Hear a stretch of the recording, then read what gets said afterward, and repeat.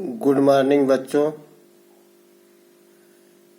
आज ई क्लास के दूसरे दिन दिनांक 21 अप्रैल 2020 को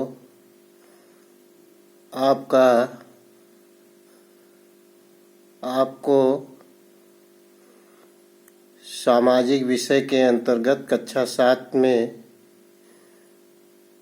इस्लाम का भारत में आगमन नामक पाठ पढ़ाया जाएगा।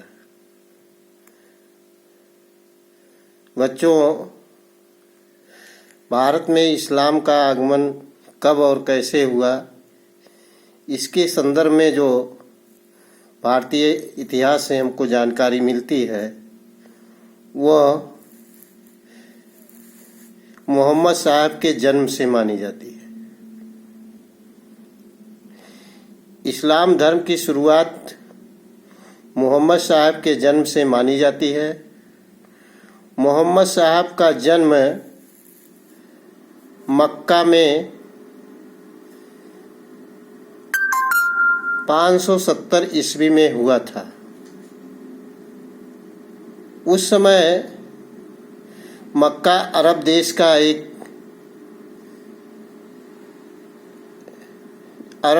एक छोटा सा शहर था। अरब में जो वहाँ की व्यवस्था, वहाँ की राजनीतिक ताना बाना था,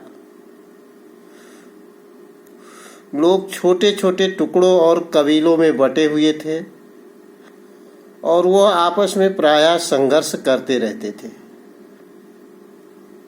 और मोहम्मद साहब जब थोड़ा सा उन लोगों को समझाने का प्रयास करने शुरू किए अथवा उन लोगों में भाईचारा स्थापित करने का काम शुरू किया तो कुछ उनके लोग भी उनके विरोध में हो गए।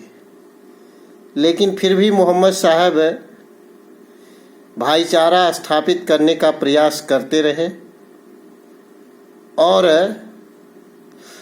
अपने अंतिम जीवन के अंतिम समय तक मोहम्मद साहब ने लोगों को इकट्ठा करने, लोगों को एक साथ बैठने, एक साथ एक दूसरे का सम्मान करने, एक दूसरे के सहयोग करने के लिए प्रयास करते रहे। इसका मक्का में उनको काफ़ी विरोध सहन करना पड़ा। इतना विरोध हुआ कि उन्हें मक्का को छोड़ना भी पड़ा और मक्का से उन्हें मदीना जाना पड़े। तो मक्का से मदीना जाने का जो है इस्लाम धर्म में हिजरत के नाम से जाना जाता है। और इस तरह से मोहम्मद साहब के द्वारा जो है इस्लाम धर्म की शुरुआत की गई। मोहम्मद साहब का मृत्यु 632 ईस्वी में हुआ। भारत में मोहम्मद साहब का पैगाम अथवा मोहम्मद साहब के द्वारा दिया गया धर्म कैसे आया, इसे आगे हम चर्चा करेंगे। इस्लाम के कुछ बुनियादी सिद्धांत मोहम्मद साहब ने बताए थे, जिसमें 3 प्रमुख बुनियादी सिद्धांत बताए जाते हैं। पहला है समता, दूसरा है समानता, तीसरा है बंधुत्व। समता का आशय मोहम्मद साहब का मानना था कि अल्लाह ने हमको सभी को एक समान बनाया है, इसलिए हमें एक दूसरे का सम्मान करना चाहिए, एक दूसरे के समान व्यवहार करना चाहिए। इसलिए समता और समानता, बंधुत्व की बात पर उन्होंने ज़्यादा बल दिया। इस्लाम के मानने वालों के लिए उन्होंने जीवन में 5 सिद्धांत निर्धारित किए थे, जिसमें पहला था कलमा अथवा मोहम्मद साहब के बताए गए निर्देशों का कुरान के माध्यम से जो संकल्प किया गया, उसके कुरान के आयतों अथवा कुरान के कलमा को जो है पढ़ना, यह पहला सिद्धांत इस्लाम के मानने वालों को लिए माना गया। दूसरा, नमाज इस्लाम में नमाज पढ़ना अथवा अल्लाह को याद करना। तीसरा, रोजा रखना। प्रत्येक वर्ष 30 दिन का जो है, एक महीने का जो है निकी रोजा रखा जाता है। और चौथा, ज़कात, अपने कमाई का 40वां हिस्सा गरीबों में अथवा असहाय लोगों के लिए सहयोग करना, ये चौथा ज़कात नाम के सिद्धांत से जाना जाता था। पांचवा, हज, इस्लाम के मानने वालों को अपने जीवन में एक बार जो है हज के लिए जो है मक्का जाना पड़ता था। मक्का जाने के जो भी इस्लाम के लोग मानते हैं वो मक्का जाते हैं तो वह हज के वास्ते जाते हैं। भारत में इस्लाम धर्म कैसे आया? तो भारत में इस्लाम धर्म के आगमन के कई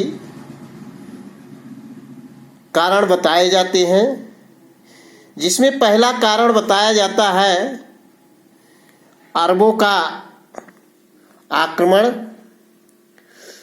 अरबों के आक्रमण में सर्वप्रथम खलीफा उमर का आक्रमण 636 ईस्वी में हुआ। यद्यपि यह आक्रमण असफल रहा, खलीफा उमर को विजय प्राप्त नहीं मिली, लेकिन भारत के लोगों को इस्लाम से परिचय हुआ अथवा इस्लाम की थोड़ी बहुत जानकारी हुई। दूसरा, 712 ईस्वी में मोहम्मद बिन कासिम का भारत के सिंध प्रांत पर आक्रमण हुआ। सिंध के राजा दाहिर को मोहम्मद बिन कासिम ने हरा करके वहाँ अपनी सत्ता स्थापित की, जिससे भारत के लोगों को इस्लाम के बारे में जानकारी हुई। तो यह अरबों के आने के बाद अथवा अरबों के आक्रमण के बाद इस्लाम का भारत के लोगों को जानकारी हुई। इस्लाम समता, समानता और बंधुत्व पर आधारित था। भारत के लोगों में कई तरह की असमानताएं पाई जाती थी, इससे बड़े पैमाने पर लोगों ने इस्लाम को स्वीकार करने का काम किया। दूसरा, अरब के व्यापारियों का आगमन। भारत में प्राचीन काल से अरब के साथ व्यापार होता था और व्यापारी जब आते थे तो वह अपने धर्म की भी बात करते थे, जिससे यहाँ के व्यापारियों का, भारत के व्यापारियों का अरब के व्यापारियों से मिलने के कारण भी जो है इस्लाम का परिचय होता है। तीसरा, ईरानी शरणार्थी। ईरान के शरणार्थी कुछ भारत में जब आए तो उससे भी भारत के लोगों को इस्लाम की जानकारी हुई। चौथा, 1190 ईस्वी के बाद भारत में तुर्कों के आक्रमण के कारण भारत के लोगों को इस्लाम की जानकारी हुई। पांचवा, सूफी संतों का आगमन। सूफी संत अपने उपदेशों के माध्यम से गांव-गांव में जा करके इस्लाम का प्रचार प्रसार करते थे, जिससे बड़े पैमाने पर इस्लाम का भारत में प्रचार प्रसार हुआ और भारत के लोगों ने इस्लाम को ग्रहण करना भी शुरू किया और इस तरह से अरब के लोगों के अरब की संस्कृति से भारत की संस्कृति का एक दूसरे से परिचय हुआ। कुछ भारत के लोगों ने अरब के लोगों से स्वीकार किया, तो कुछ अरब के लोगों ने भारत से भी स्वीकार किया, भारत से भी कुछ सीखने का काम किया। जैसे गणित का ज्ञान अगर हम देखते हैं तो अरब के लोगों को जो है भारत के लोगों से ही मिलता है। दूसरी तरफ कपड़ा सिलाई करके पहनने का कार्य अरब के लोग ही करते थे, और जिसे भारत के लोगों ने जो है अरब के संपर्क में आने से सिले सिलाए कपड़े पहनने का शुरू किया। तो इस तरह से एक दूसरे से अरब और भारत के बीच कुछ लोगों ने सीखने का काम किया, जिससे एक दूसरे के धर्म का भी जो है जानकारी हुई। तो जिसमें इन उपरोक्त 5 कारणों का बहुत महत्वपूर्ण माना जाता है। तुर्क आक्रमण के समय भारत की स्थिति क्या थी? यदि हम तुर्क आक्रमण के समय भारत की स्थिति को अध्ययन करते हैं तो देखते हैं कि भारत छोटे छोटे स्टेट अथवा राज्यों में बटा हुआ था, और हर राज्य के एक राजा होते थे, और राजा अपने अनुसार शासन प्रणाली करता था। और तुर्कों के आने के बाद बड़े पैमाने पर एक दूसरे से संघर्ष हुए। इस संघर्षों में बड़े पैमाने पर तुर्कों को आगे चल कर के विजय भी मिली। तुर्क आक्रमण में पहला आक्रमणकारी महमूद गजनवी का भारतीय इतिहास में नाम आता है। महमूद गजनवी गजनी राज्य का शासक था, जिसे गजनी में सुल्तान का पद हासिल था।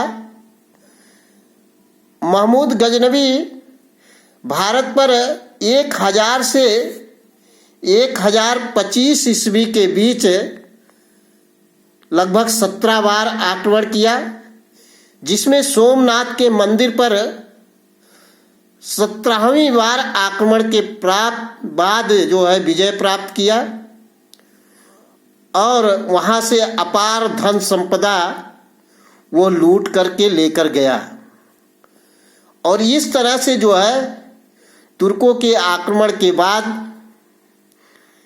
भारत में बड़े पैमाने पर इस्लाम का प्रचार प्रसार हुआ, और भारत से बड़े पैमाने पर धन संपदा भी जो है